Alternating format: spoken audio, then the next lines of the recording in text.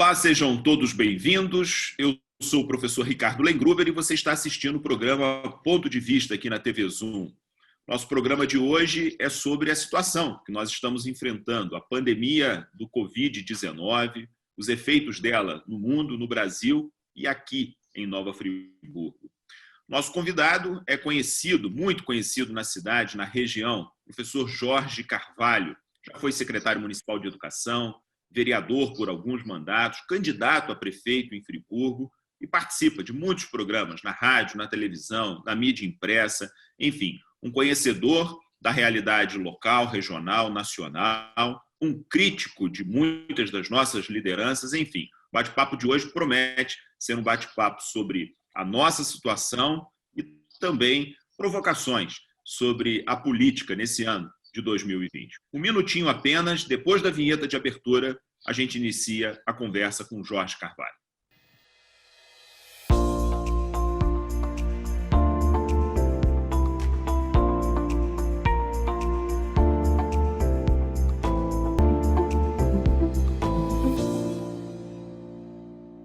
Olá, nós estamos de volta, programa Ponto de Vista de hoje, gravado no dia 19 de maio. A gente tem sempre marcado a data da gravação do nosso programa, porque estamos gravando de casa em função do isolamento social. E é importante também registrar a data, porque a cada dia que passa, o cenário muda, os números mudam, a realidade muda muito rapidamente. Jorge Carvalho, uma honra recebê-lo aqui no programa Ponto de Vista. Muito obrigado pela sua disponibilidade, disposição de estar conosco. Seja bem-vindo. Obrigado, Ricardo. Prazer reencontrá-lo, mesmo que mantendo aí essa distância regulamentar imposta pela quarentena, mas você é um grande amigo de muito tempo, foi meu aluno no Colégio Anchieta, e nós temos uma convivência sempre muito cordial. E eu acompanho o seu trabalho, você também professor, colega professor, secretário de Educação, um homem da mídia, e é uma alegria participar do seu programa e conversar aí com a sua imensa audiência. À sua disposição. Muito obrigado, Jorge. Eu não lembrei desse fato no início do programa, ia fazê-lo agora. Fui professor, melhor dizendo, fui aluno do Jorge, aluno de matemática, no então segundo grau, lá no Colégio Anchieta. A gente brincava à época que o que nos separava naquele momento era a banda de música, Jorge euterpista e eu campesinista, mas o que nos une é a música em si, não é, Jorge?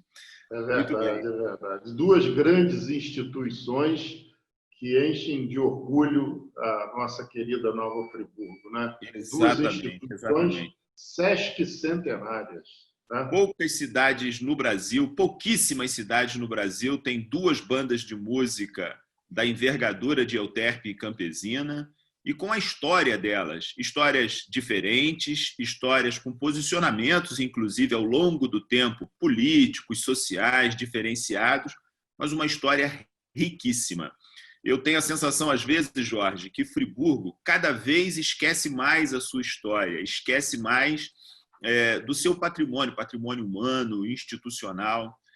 Mas isso é um papo que daqui a pouco a gente vai ter no segundo bloco do nosso programa sobre a nossa cidade. Eu queria te ouvir agora, Jorge, rapidamente, sobre qual é a sua impressão. Eu estou observando, a gente está gravando de casa, você está aí na sua residência, certamente isolado, em quarentena, cumprindo aquilo que está sendo determinado pelas autoridades de saúde, autoridades sanitárias, porque o momento exige.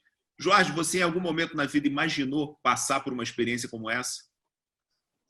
Não. De forma alguma, jamais imaginei uma situação dessa e tenho certeza que a maioria das pessoas também não. É uma coisa que surge lá na China e a gente sabe que os dados e as informações que vêm da China em todos os setores não são confiáveis e, do meu modo de ver, não sou um estudioso nessa situação, mas isso poderia ter sido melhor controlado se houvesse uma clareza na questão das informações e daquilo que realmente estava acontecendo. É muito triste porque nós fomos pegos aí praticamente de surpresa, não tanta surpresa por parte das autoridades, porque as autoridades têm mais informações do que nós, mas nós, comuns, fomos pegos aí de surpresa com a gravidade desse caso todo que está acontecendo. Não sabemos como entramos nisso aí e muito menos estamos vendo como sair dessa situação. A única coisa que a gente observa, Ricardo, é que nós vamos sair diferente disso aí. Torcer para que esse quadro, para que essa curva não continue ascendente da forma que está. Porque as ações governamentais, em todos os sentidos, têm sido extremamente desastrosas. Mostram despreparo em todas as esferas, na federal, na estadual, principalmente na estadual, com tudo isso que está acontecendo. E aqui em Friburgo também, nós não temos aqui uma clareza do que realmente acontece no município. Então, é uma população que não sabe como vai sair dessa situação e não tem a devida orientação das autoridades, o que deveria acontecer a cada momento, acima de tudo, com transparência. Nós estamos aí, né, como se dizia antigamente, né, aquela briga de foice no escuro. É o que nós estamos vivendo hoje. Não sabemos realmente o que está acontecendo. Né? É uma situação absolutamente lamentável. Ela produz muita insegurança, muita incerteza. Concordo totalmente com você quando você diz que nós vamos sair diferentes desse momento, né? Vamos atravessá-lo e vamos sair diferentes. Acho que há uma probabilidade da gente se melhorar em muita coisa, mas a probabilidade também da gente ter efeitos muito danosos na economia, danosos na saúde das pessoas, saúde emocional, mental, inclusive, porque o momento gera muita incerteza. Agora, Jorge, um país como o Brasil, na sua organização política, ele tem no presidente da República uma concentração muito grande de poder. O presidente é uma pessoa que institucionalmente possui muita capacidade para realizar. Ele tem um orçamento bilionário nas mãos, ele tem a possibilidade, em muitos casos, inclusive de legislar por meio das medidas provisórias.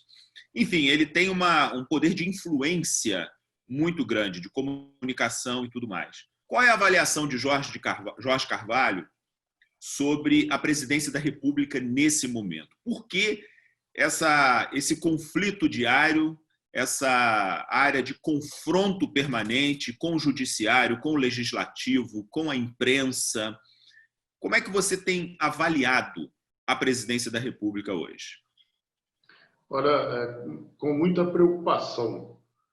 Primeiro, pelo fato do presidente não ter descido ainda do palanque eleitoral.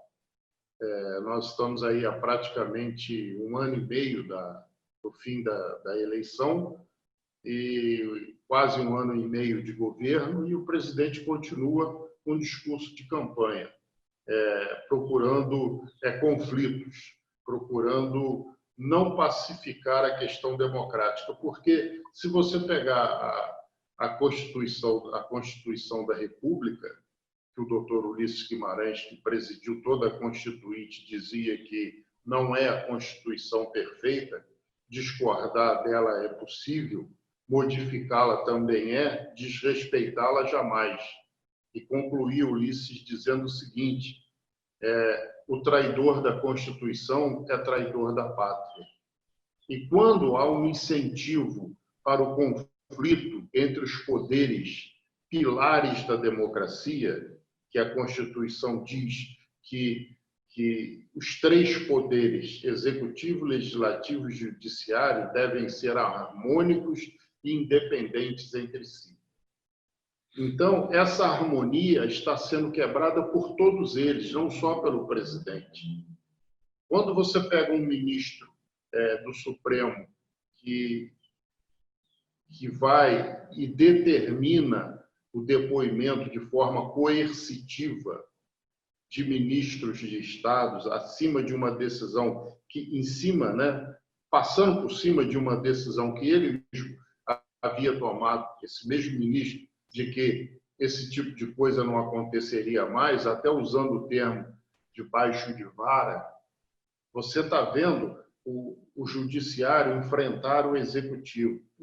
Por sua vez, o executivo confronta-se com o judiciário e com o legislativo.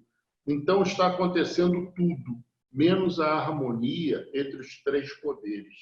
E o presidente da República deveria ser o guardião principal da Constituição e zelar por essa harmonia.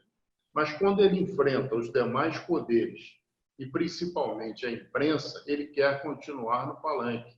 Você não pode desprezar quem tem 57 milhões de votos, de forma alguma. O presidente Jair Bolsonaro foi eleito com 57 milhões de votos. 57 milhões de brasileiros acreditaram na proposta dele. Ou então, no meu modo de ver, na minha visão particular, votaram para excluir, não queriam mais aquele sistema corrupto que vinha do MDB com o PT, desse casamento do MDB, PT e corrupção, e que vinha sendo divulgado de forma muito crescente pela Lava Jato. Aí, no meio da administração, você vê que o juiz que era o comandante da Operação Lava Jato, num país extremamente dividido, que saiu da última eleição, esse juiz escolhe um lado. E depois que vai participar desse lado, ele rompe com esse lado e sai dizendo coisas e coisinhas. Então, olha a situação que nós estamos. Será que esses 57 milhões de eleitores que escolheram o Jair Bolsonaro estão satisfeitos com a atuação dele e também com as ações do ex-ministro Sérgio Moro? E o Supremo, que deveria cuidar somente das coisas referentes ao equilíbrio entre os poderes, será que essa atuação também é convincente para esse eleitorado? E a Câmara dos Deputados e o Senado? Estão esses parlamentares mantendo e trabalhando no sentido de colaborar com essa harmonia? Nós não estamos vendo isso. Então, nesse momento de crise toda que nós passamos, o que menos deveria estar acontecendo é essa falta de harmonia entre os poderes. Extremamente perigosa, Ricardo, porque se você pegar o artigo 142 da Constituição da República, ele é claro nesse sentido. Quando a falta de harmonia entre os poderes e perde-se a questão da governabilidade, cabe às Forças Armadas zelar para que tudo volte ao normal. Talvez alguém esteja provocando a chamada desse artigo 142. Talvez. Não estou dizendo que sim. Agora Jorge, duas observações sobre a sua fala para contar aqui com o seu poder de concisão para a gente encerrar esse primeiro bloco. A primeira é que, de fato, há uma desarmonia completa. Você fez um retrato bastante claro do que está acontecendo. Segundo, eu particularmente tenho dúvidas se as Forças Armadas, do ponto de vista institucional, ela tem a força necessária, porque elas existem, mas elas estão desarmadas, digamos assim. Não é? Aquilo que é competência e a atribuição dela, que é ter a força do Estado, parece que elas não têm nesse momento para empunhar, digamos assim, o artigo 142. E parece que boa parte, pelo menos, da cúpula das Forças Armadas está muito próxima ao Palácio do Planalto nesse momento. Aliás, uma coisa muito complicada que o atual governo trouxe para o nosso cenário foi o fato de as Forças Armadas falarem sobre política, coisa que ao longo dos últimos 30 anos elas não fizeram, exatamente garantindo ali o seu lugar constitucional, digamos assim. Isso é muito delicado, porque numa república cada instituição precisa cumprir a sua função, exatamente para garantir o equilíbrio da nação. Jorge, não havendo liderança, portanto, no executivo, havendo confusão de papéis no judiciário, no legislativo, a quem ou a quais setores da sociedade você enxerga algum caminho de saída para essa situação tão calamitosa que a gente está vivendo? O caminho de saída é o respeito à Constituição. Realmente, o quadro político que nós temos é sofrível, extremamente sofrível. As lideranças que surgiram pós-ditadura militar não souberam, na sua grande maioria, a importância que tinham na condução de um país ao caminho democrático, ao caminho da consolidação da democracia. Você coloca muito bem, as Forças Armadas, na maioria dos seus representantes, e de uma forma geral, têm mantido o isolamento mais do que necessário nessa situação. Estão mantendo a tranquilidade necessária para respeitar a Constituição. Eu vejo que essas pessoas provocam, principalmente partindo do Executivo, provocam essa desarmonia.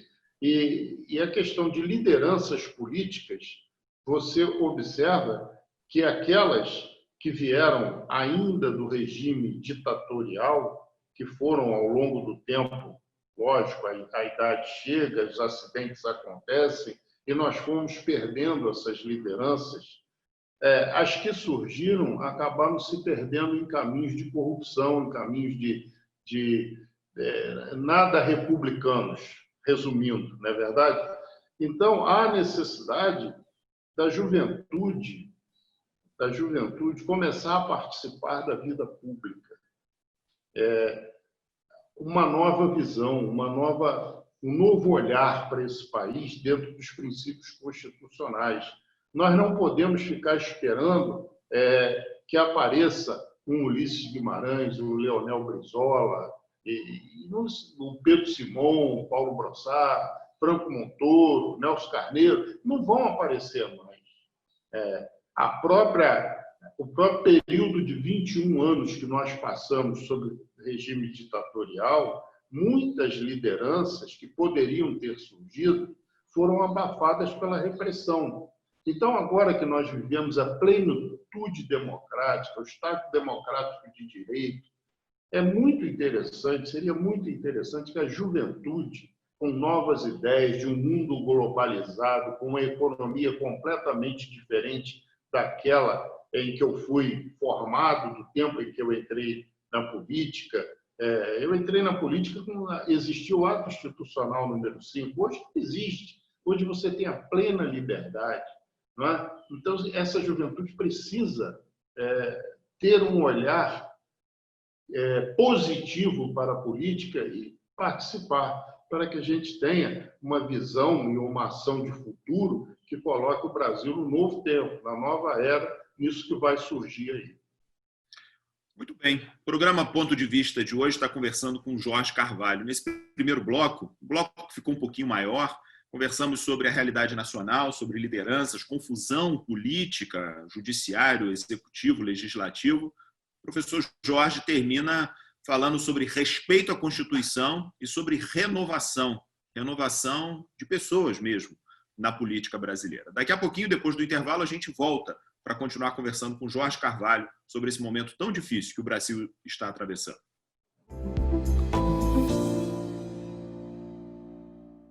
Acesse tvzoom.com.br e fique por dentro das principais notícias de Nova Friburgo. É o jornalismo de 19 anos com a marca TV Zoom, agora também em um portal de notícias. tvzoom.com.br, a sua notícia na internet.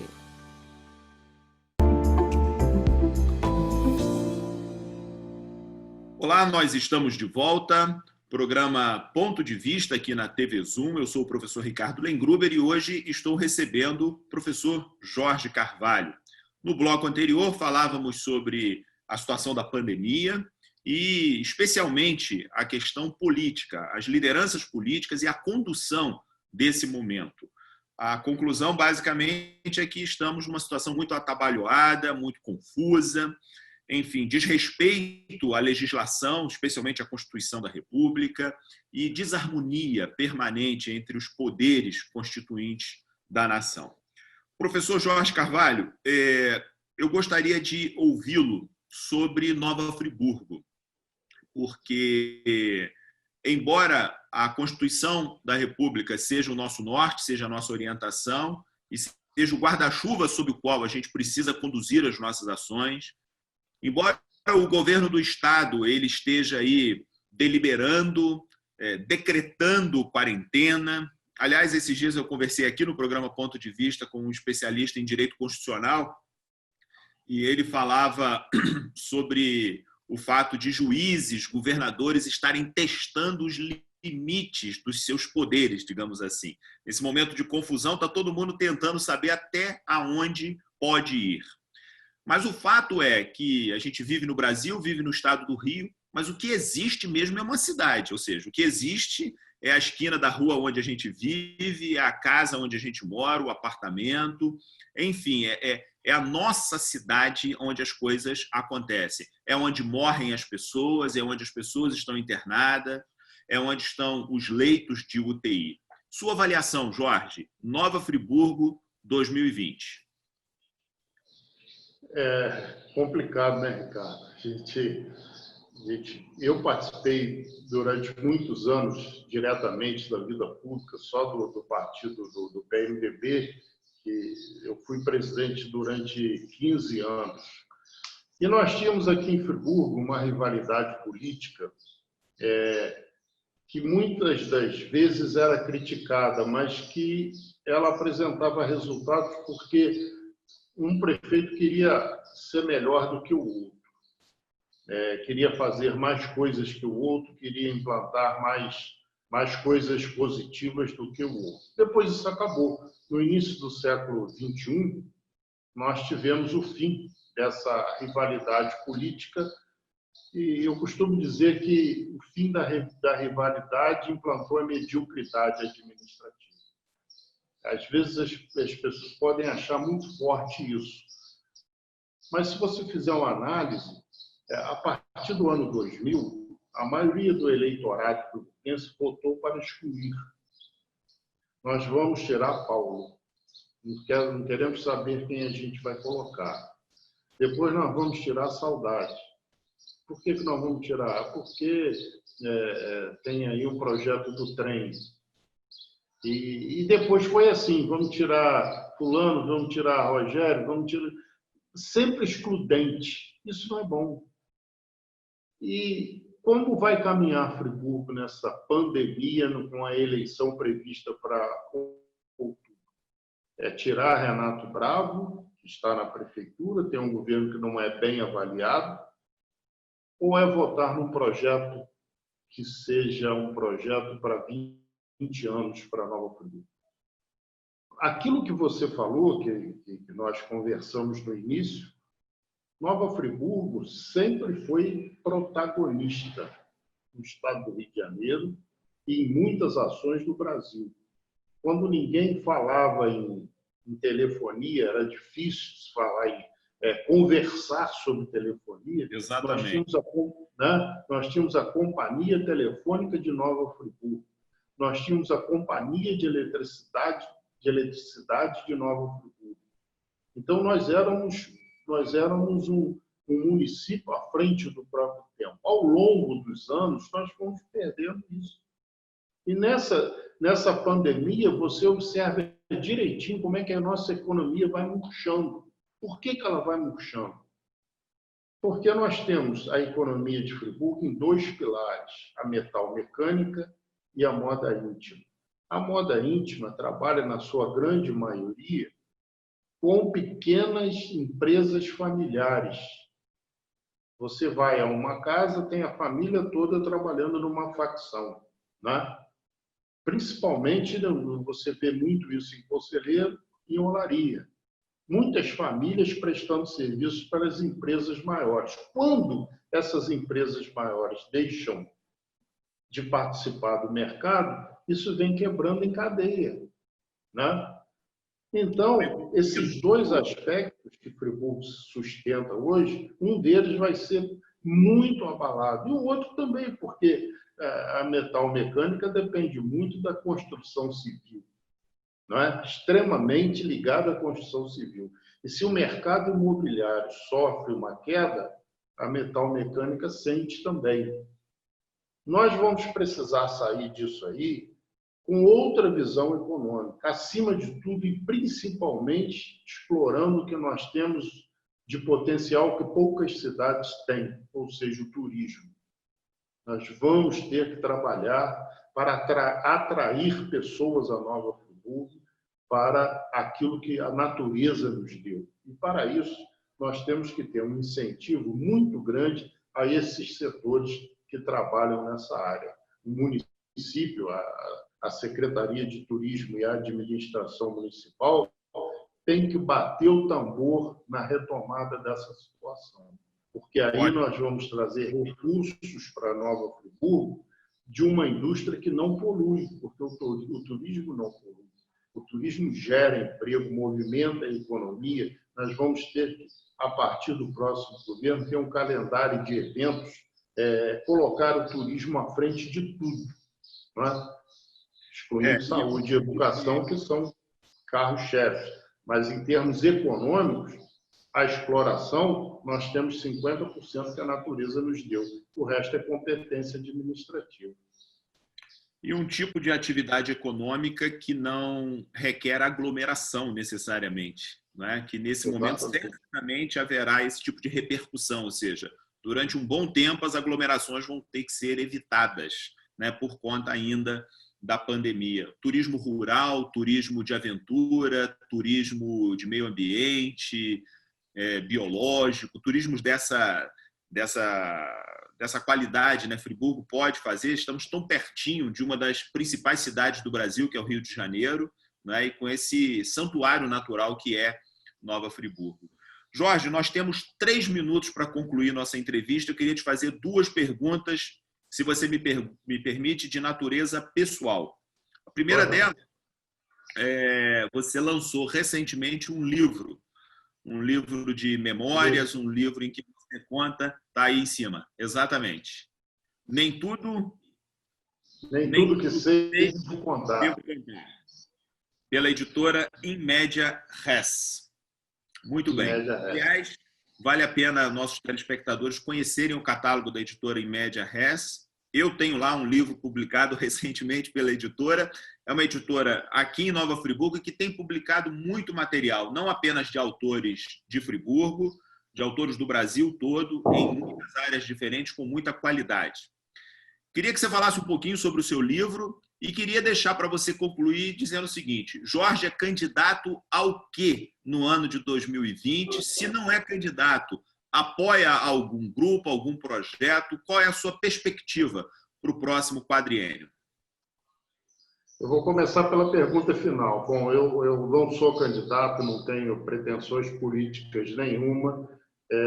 Eu ajudei a elaborar o programa de governo para Nova Friburgo da Aliança Democrática Municipalista e talvez participe não tenho ainda a opinião formada, mas talvez participe das conversas de sucessão municipal, né? A coisa ainda não está clara, o calendário eleitoral está sendo respeitado, mas a continuar dessa forma, talvez nem as convenções sejam realizadas no período que a lei determina. Portanto, nós estamos observando o cenário desse exato momento. Com relação ao livro... Me permita interromper só para dizer o seguinte, Jorge. Parece que hoje, dia 19 de maio, o Senado Federal está se reunindo para votar a possibilidade de adiamento de eleições municipais por conta da pandemia. Mas eu entendo que isso pode ocorrer, mas a prorrogação de mandatos por 2 anos eu entendo ser muito difícil. Eu também. Pode ocorrer, ao invés de ser em outubro e dezembro as eleições, exatamente. Mas as eleições, não sei a sua opinião, mas as eleições vão acontecer. Nós não vamos ter uma prorrogação de mandatos. E com relação ao livro, Ricardo, eu conto aqui a minha vida política até o final do século passado, até o ano 2000, a política que eu vivenciei como militante, como secretário de Educação, como vereador, eu coloquei essa história até o final do século passado. E já estamos trabalhando num segundo volume para contar o resto, né? Agora contando tudo que sei. Mas aí eu vou precisar de um bom advogado, né? Porque tem coisas aqui que as pessoas, que eu vou contar, que as pessoas vão ficar um pouco milindradas. Esse livro, que está tendo um grande sucesso, ele tem a produção da professora Marcinha Machado, que foi sua colaboradora lá na Secretaria de Educação, e tem o prefácio do amigo, nosso colega professor Hamilton Werneck. Ótimo. Então, nem tudo que sei devo contar tem essa história política do final do século passado. Por exemplo, a título de curiosidade, o dia em que Nova Friburgo teve 3 prefeitos. Eu relato tudo aqui, como aconteceu essa história, num dia só, a cidade com 3 prefeitos. E outros casos pitorescos que aconteceram na vida pública, principalmente na Câmara Municipal, em que muitos desses casos viraram piadas no município, eu relato aqui, estamos de reza à lenda. Então, é um trabalho muito gratificante, que eu fiquei muito feliz, contei com a colaboração aí da Imédia Res, nossas amigas lá da editora, Ana Beatriz, por exemplo, foi nossa aluna lá no Colégio Anchieta, amiga de muito tempo, e é um trabalho que eu estou muito feliz com o resultado. Estou animado para a segunda parte dele. Que bom. Está à venda nas principais livrarias da cidade, né? E pelo site Amazon. Também ótimo, você pode adquirir. Daqui a pouco a gente vai conhecer um pouco mais da face Jorge Carvalho, escritor. Muito bom. É diferente. Você já imaginou um professor de matemática escrevendo? Já tinha imaginado isso? Olha, mas se você não... Como é que é a gente tem um exemplo no Brasil maravilhoso, que é o Malba Tawan, não é isso? Professor de matemática que escreve sobre o cotidiano, sobre coisas maravilhosas, escreve inclusive poesia. Jorge, muito obrigado pela sua entrevista. Nosso tempo já passou. Te agradeço. Espero recebê-lo novamente no programa Ponto de Vista para a gente repercutir outras questões tão importantes. A você, nosso amigo telespectador, telespectadora, muito obrigado pela sua audiência. Semana que vem a gente volta com outro convidado, outro tema importante, relevante. E a observação de sempre do nosso programa: se puder, fique em casa. Quanto mais a gente ficar em casa nesse momento, mais rápido a gente pode voltar para as nossas atividades. Um abraço a todos e até semana que vem.